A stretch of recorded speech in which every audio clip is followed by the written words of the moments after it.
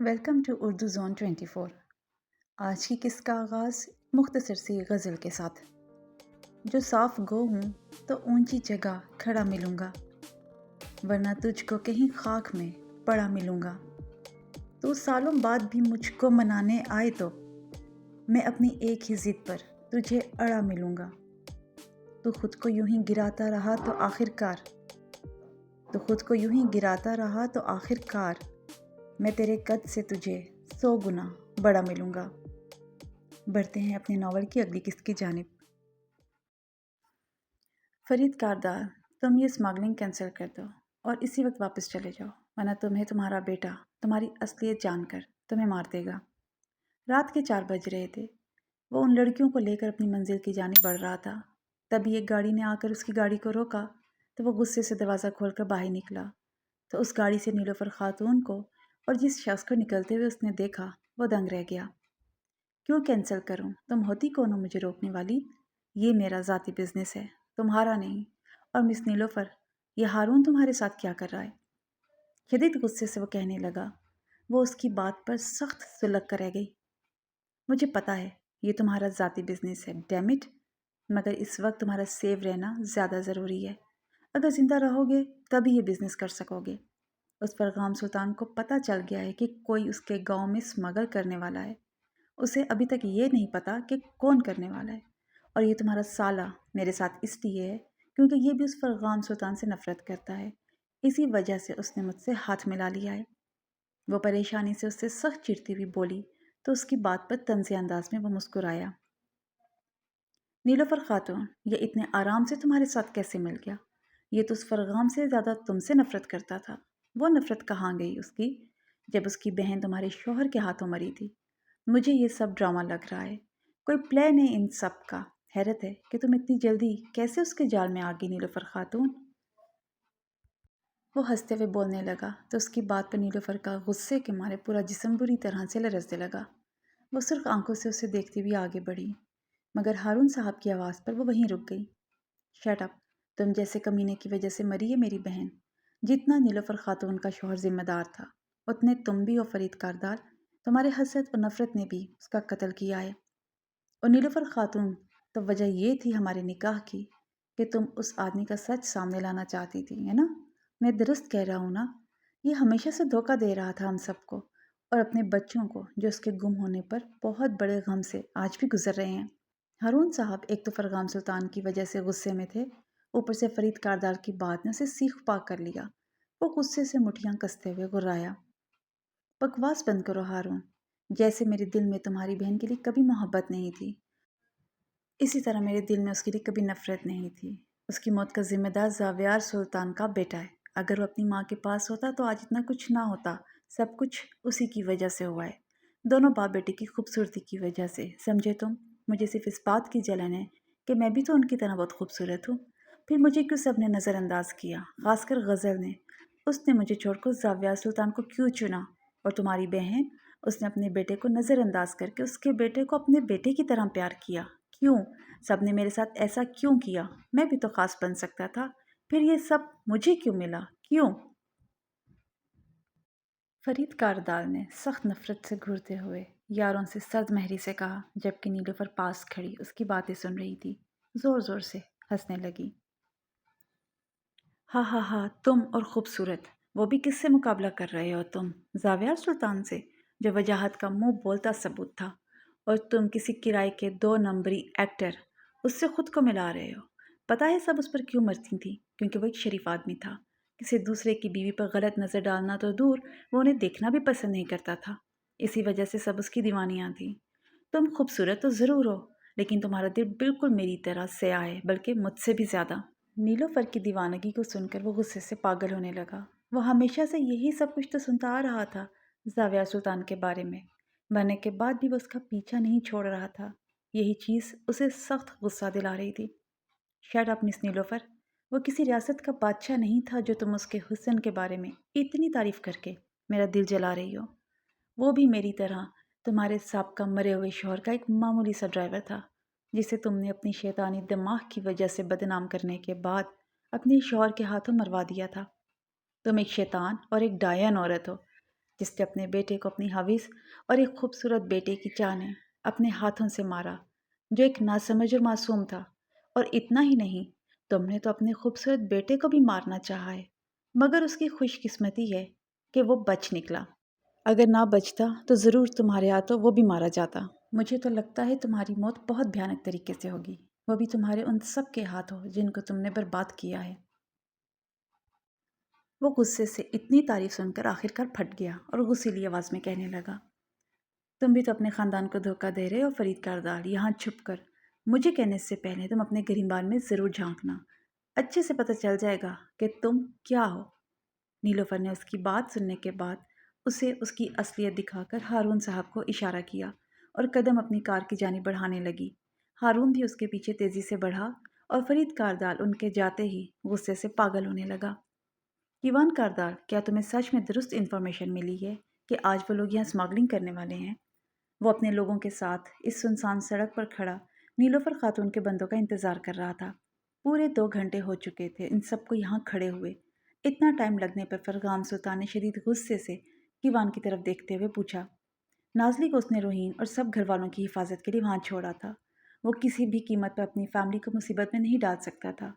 آج وہ نیلوفر نامی عورت کا کھیل ختم کر دینا چاہتا تھا۔ یس باس، کیوان کاردال نے سنجیدگی سے کہا۔ تو وہ لوگ ابھی تک یہاں کیوں نہیں پہنچے؟ ہاں، کیا وہ عورت ہمارے ساتھ کوئی گیم تو نہیں کھیل رہی ہے؟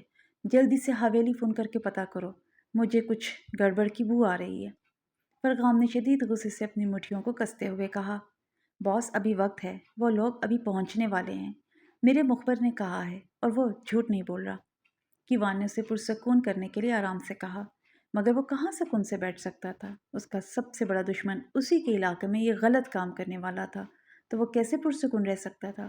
وہ اس وقت سخت بے چین اور غصے سے پاگل ہو رہا تھا۔ تمہارا مخبر اگر وہ ہمارے ساتھ کھیل رہا ہے تو وہ زندہ بالکل نہیں بچے گا، کہہ دینا اسے۔ سلطان اسے موت سے بھی بدتر سزا دے گا اگر اس نے غداری کی تو۔ سرخ آنکھوں سے سامنے کی جانب دیکھتے ہوئے وہ کیوان کاردال سے سنجیدگی سے کہتا، غصے سے ادھر ادھر چکر کاٹنے لگا، جبکہ کیوان اس کی بات پر جلدی سے اپنے مخبر کو کال ملانے لگا۔ لیکن دور سے جب 2-3 گاڑیوں کو تیزی سے اپنی جانب بڑھتے ہوئے دیکھا تو وہ موبائل کان سے ہٹا کر انہیں گاڑیوں کی جانب دیکھنے لگا۔ کیوان کاردال، سنبھل کر، یہ تم کیا کر رہے ہو؟ مرنا ہے کیا تمہیں ان خبیثوں کے ہاتھوں؟ وہ ساکت کھڑا سامنے والی گاڑی میں اپنے باپ کو دیکھ رہا تھا، جو اس گاڑی میں مطمئن انداز میں بیٹھا، جسے غیر قانونی لڑکیوں کو اسمگل کرنے سے روکنے کے لیے وہ اس گاڑی کو اڑانے کے ارادے سے آئے تھے۔ کیوان ساکت کھڑا اپنے باپ کو دیکھ رہا تھا کہ فرغام سلطان نے تیزی سے آگے بڑھ کر اسے اس گاڑی کے سامنے سے ہٹایا۔ سلطان بے، وہ میرے بابا ہی تھے نا؟ کیوان کاردال شاک نظروں سے فرغام سلطان کی جانب دیکھتے ہوئے پوچھنے لگا۔ ہاں کیوان کاردال، فرغام سلطان نے ضبط سے سرخ انگارہ بنی اپنی آنکھیں اس پر سے ہٹاتے ہوئے کہا، تو کیوان کاردال بے قراری سے تیزی سے اس گاڑی کی جانب بڑھا۔ اس سے پہلے وہ اس گاڑی کے آگے آتا، فرغام سلطان نے آگے بڑھ کر اسے روکا۔ یہ تم کیا کر رہے ہو؟ کیوان کاردال، پاگل ہو گئے ہو؟ اگر ابھی میں نے تمہیں پکڑا نہ ہوتا تو تم گاڑی کے نیچے آ کر مر جاتے، ڈیم اٹ! فرغام سلطان نے اسے سختی سے پکڑتے ہوئے غصے سے کہا۔ سلطان، مجھے لگتا ہے وہ کسی مصیبت میں ہے، وہ عورت انہیں شاید دھمکا رہی ہے، اسی لیے تو وہ اتنے سالوں سے غائب تھے۔ میں جا رہا ہوں انہیں بچانے، اس وقت انہیں میری سخت ضرورت ہوگی، ورنہ یہ شیطان ماں کی طرح میرے بابا کو بھی مار دے گی۔ کیوان کاردال سخت بے چینی سے کہتا واپس آگے بڑھا، لیکن فرغام سلطان کے سرد لہجے نے اسے آگے بڑھنے سے روک دیا۔ کیوان کاردال، ہوش میں ہو، وہ تمہارا باپ ضرور ہے، لیکن وہ اس وقت اس دشمن کے ساتھ ملا ہوا ہے۔ کیا تمہیں یہ نظر نہیں آ رہا؟ ہاں، اتنے سال وہ کہاں غائب تھا؟ یہ تم نے کبھی جاننے کی کوشش نہیں کی، بس اسے ڈھونڈتے رہے، جبکہ وہ اس عورت کے ساتھ مل کر میرے خاندان اور تمہاری ماں کا قاتل بن چکا ہے۔ تم اتنا اعتماد کیوں کرتے ہو میرے یار اس بے ضمیر انسان پر؟ میری مانو تو اسے آج کے دن ہی ختم کر کے ہم سب کا بدلہ لے لو، کیونکہ وہ تمہیں، تمہاری بہن کو اور میری بہن کو بھی نقصان پہنچا سکتا ہے، کیونکہ وہ اس وقت ایک باپ نہیں بلکہ ایک شیطان ہے، تمہارے لیے، ہم سب کے لیے میرے بھائی۔ فرغام سلطان نے ضبط سے سرخ ہوتے ہوئے کہا، جبکہ وہ ابھی تک یقین نہیں کر پا رہا تھا کہ اس کا باپ دھوکے باز ہے۔ یہ سچ نہیں ہو سکتا سلطان، اور اگر یہ سچ ہوا نا کہ میرا باپ ایک قاتل ہے तो मैं मर जाऊंगा। दुआ करो ये झूठ हो, वरना मैं अपनी नज़रों में गिर जाऊंगा, क्योंकि जिस शख्स के लिए मैंने इतने आंसू बहाए थे वो मेरी माँ का कातिल है। ये बात मेरे लिए बाइस शर्मिंदगी बन जाएगी सुल्तान। दुआ करो ये झूठ हो। कीवान कारदाल ने बेबस नज़रों से उसे देखते हुए कहा। कीवान कारदाल, ये सच है, मुझे पूरा यकीन है कि तुम्हारा बाप उस औरत के साथ मिला हुआ है, क्योंकि अगर इस काम के लिए उस औरत ने ज़बरदस्ती की होती तो वह इस गाड़ी में आगे वाली सीट पर यूं शान से न बैठा हुआ पाता। फरगाम सुल्तान ने एक बार फिर से उसे यकीन दिलाना चाहा, मगर वो यकीन नहीं कर पा रहा था। लेकिन तभी अपने बाप को गाड़ी से नीचे उतरकर सुल्तान की जानिब रिवॉल्वर का रुख करते हुए देखकर वो फरगाम सुल्तान की बातों का यकीन कर गया कि उसका बाप सच में एक शैतान है। सुल्तान नीचे झुको। फरगाम सुल्तान को बचाने के चक्कर में गोली उसके कंधे को छू कर गुजरी, मगर वो अपनी इस जिस्मानी तकलीफ को भूलकर तकलीफ दे नज़रों से अपने बाप की तरफ देखने लगा, जो सामने खड़ा अपनी औलाद को तड़पते हुए देखकर मुस्कुरा रहा था। तुम दूसरों से हसद करना कब छोड़ोगी? मुझे बताओ, अगर तुम ये नहीं छोड़ सकती तो मैं तुम्हारी मदद करती हूँ। रूही नज़रें उस पर टिकाए सख्त लहजे में उससे पूछने लगी, जो सामने खड़ी उसे ही घूर रही थी। और तुम कब मेरे सुल्तान से दूर होगी?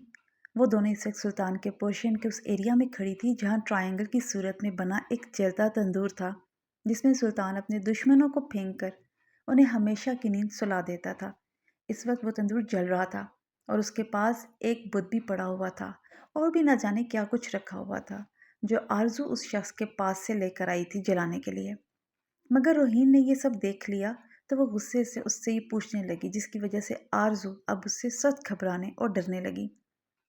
ये सब तुम क्या कह रही हो? तुम होश में तो हो? वो तुम्हारा नहीं, मेरा शौहर है, जो तुम मुझसे उसके बारे में इस तरह बात कर रही हो। रूही ने बुत की तरफ इशारा करते हुए कहा, जो आरजू के हाथ में था। नहीं, वो तुम्हारा नहीं है, वो सिर्फ मेरा है। सुना तुमने? मुझे अगर तुम्हें उससे दूर करने के लिए तुम्हारा कत्ल भी करना पड़ा तो मैं वो भी करूँगी।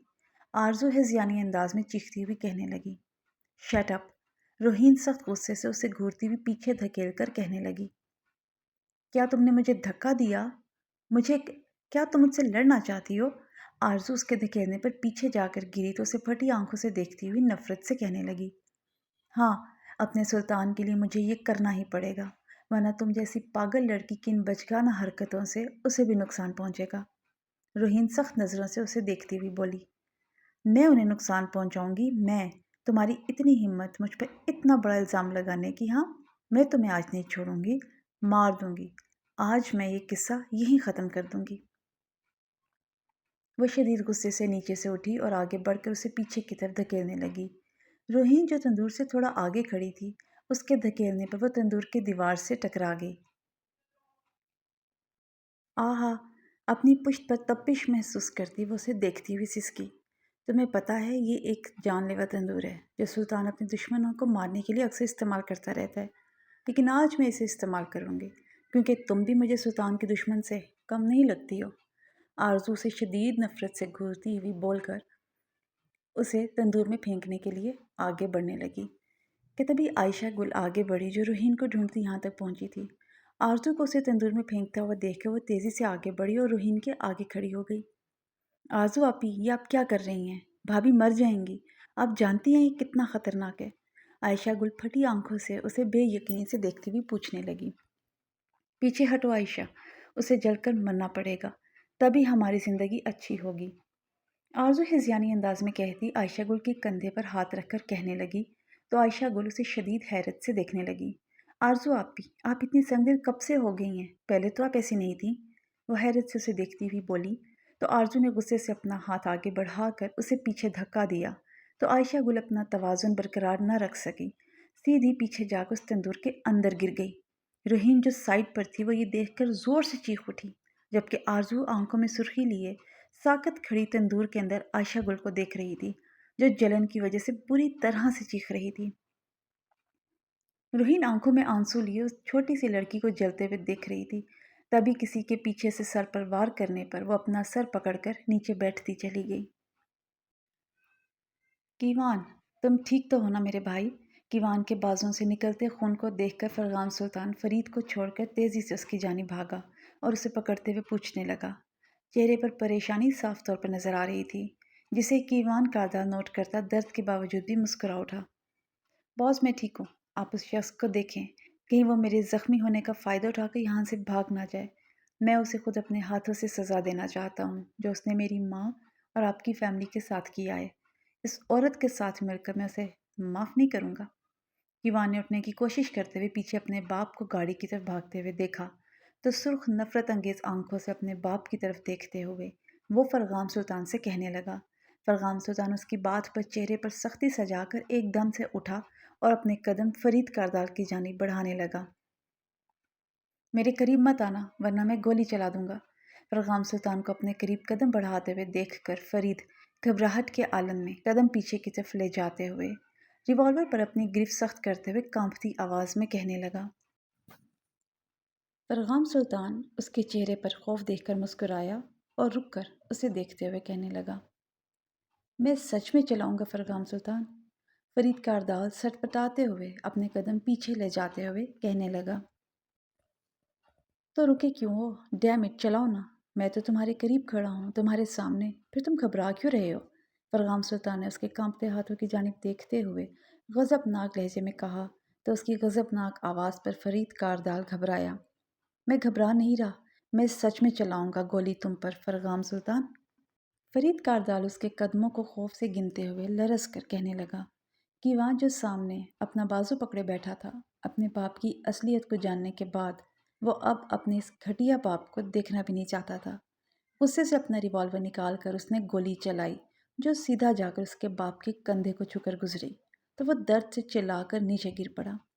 फ़रगाम सुल्तान, जो फरीद कारदाल की जानिब बढ़ रहा था, गोली की आवाज़ पर और फरीद कारदाल को गिरता हुआ देखकर वो पीछे मुड़ा, तो सामने कीवान कारदाल एक हाथ ज़मीन पर रखे और दूसरे हाथ में रिवॉल्वर पकड़े गुस्से से फरीद कारदाल की जानिब मुतवज्जे था। बेटा, तुम्हारे हाथ नहीं लरजे, तुम्हारा दिल नहीं घबराया मुझ पर, अपने बाप पर गोली चलाते हुए? तुम इतने पत्थर दिल कैसे हो सकते हो? फरीद कारदाल फटी आंखों से अपने बेटे की तरफ देखते हुए बोला, खून का असर तो होना ही था। आप एक घटिया इंसान हो सकते हैं, तो मैं पत्थर दिल क्यों नहीं हो सकता? और एक पत्थर दिल इंसान का हाथ बिल्कुल भी नहीं कांपता अपनों पर गोली बरसाते हुए।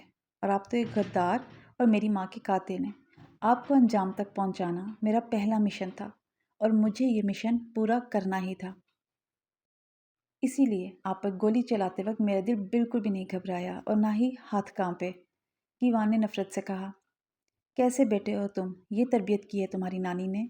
अपने बेटे की आंखों में अपने लिए नफरत देखकर आज पहली बार उस शख्स के दिल में एक शदीद किस्म का दर्द उठा था, जिसके दिल में सिर्फ लालच और दूसरों के लिए नफरत भरी हुई थी।